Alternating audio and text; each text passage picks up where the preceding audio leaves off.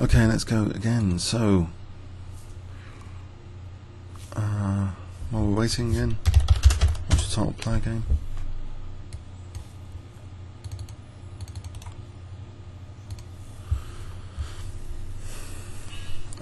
We've got an FM to play. I think I'll play E4. Okay, Morris-Smith gambit works nicely. It was accepted yesterday, but knight F6 is popular. Oh, he's accepting? Alright. People found some new theory to refute the Morris-Smith gambit or something by accepting it.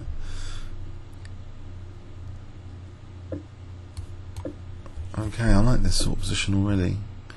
Queen B3 doesn't do much here, I think. Maybe F5 is interesting for Queen B3.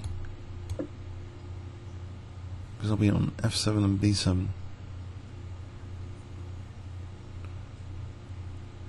And this bishop, you know, is, I don't know.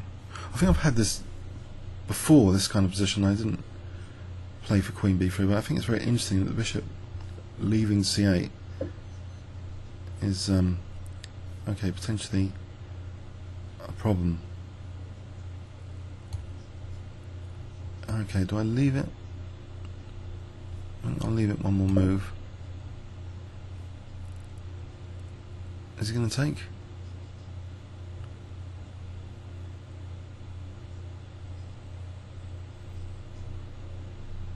I'll play D5. Maybe he's going to play D5. Whoops.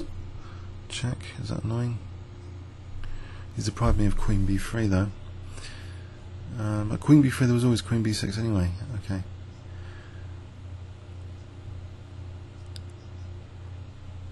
So Queen E1, Queen H4, Bishop G5, Queen E1, Queen H4, Bishop G5.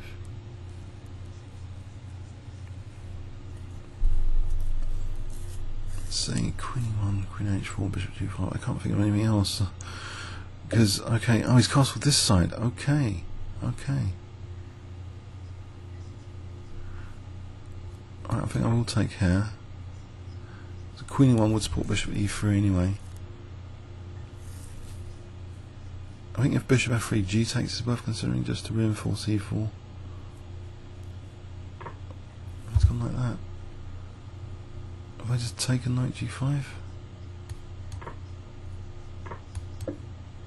I'm on F7 as well.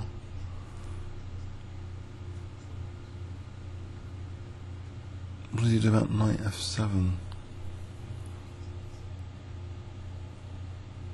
Double attack. Sometimes cheap means a double attack actually. Sometimes I'm sort of embarrassed to play cheap like moves, cheap threats, but if they have double attacks then they're difficult to parry.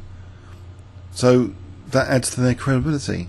And here, okay, it looks a completely direct move, but I'm threatening to fault rooks, I'm threatening the pawn.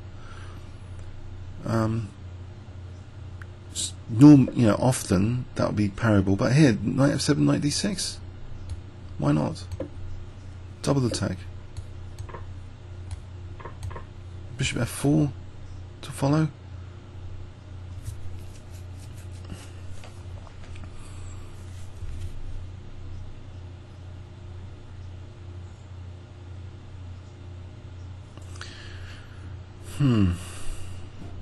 It's a very nice position now, I think. So, okay. It's threatening knight F2. I can just play Bishop F4 here anyway. And so taking will get mated on C7. And knight A4 might be threatened. Queen D8. What about Rook C8 first? And then Rook C6 would be splat for that king.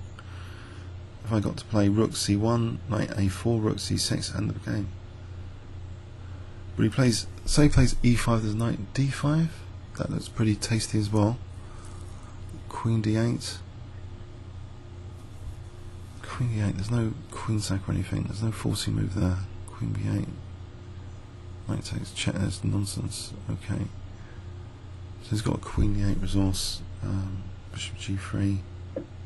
Alright, so if I played, okay, Rook C1 here, Right, it's going to play rook d8. And knight d5 is possible. Takes queen e7, so that pin would be useful.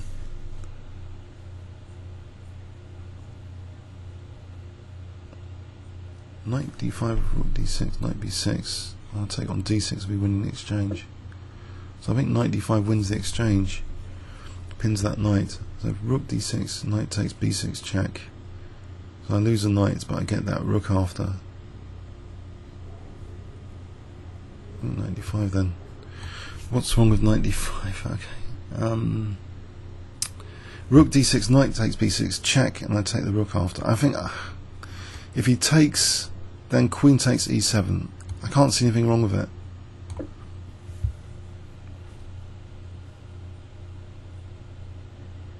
I refuse to move that queen.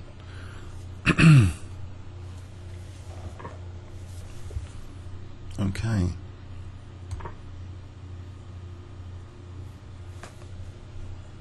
I'm threatening now queen e6 winning the knight. This looks crushing. I think castling queenside is sometimes a bad idea. If you've got like bishops, especially striking across the diagonal here, and a rook pinning that knight.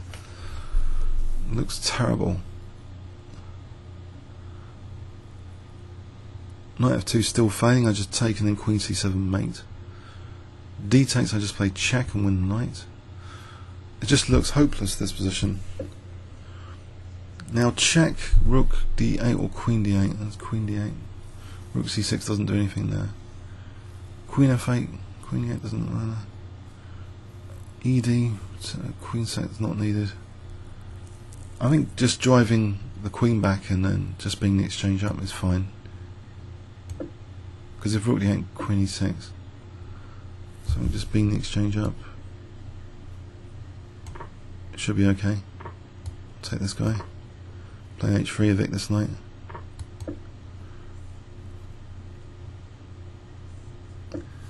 Alright, so get the rooks off. Alright, put the knight here, and bishop here. It's just too short on time, and these knights need to be driven back.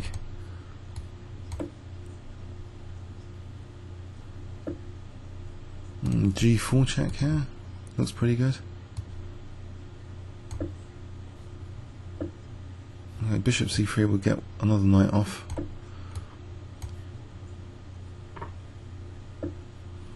Get the king in. So king g3. Get a pawn advanced.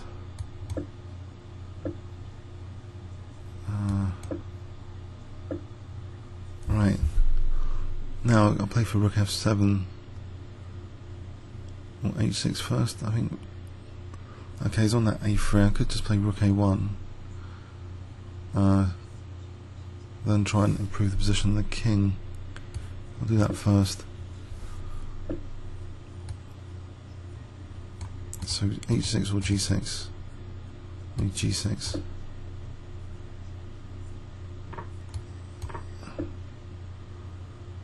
Right, and he's going to have to waste a lot of time because that knight's no longer on a3.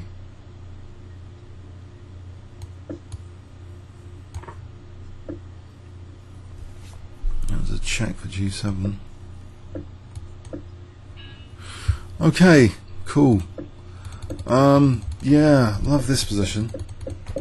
Just looks so dangerous after knight g5, especially. I'm just sort of winning. It looks like it's winning. The king's dangerous already. Knight d5 was interesting, I thought. If I'd moved my queen, actually there's even queen takes e7. Knight d5 check. Even stronger. Winning straight away. King d7, knight b6, knight c6. Well, okay. Comments or questions on YouTube? Thanks so much.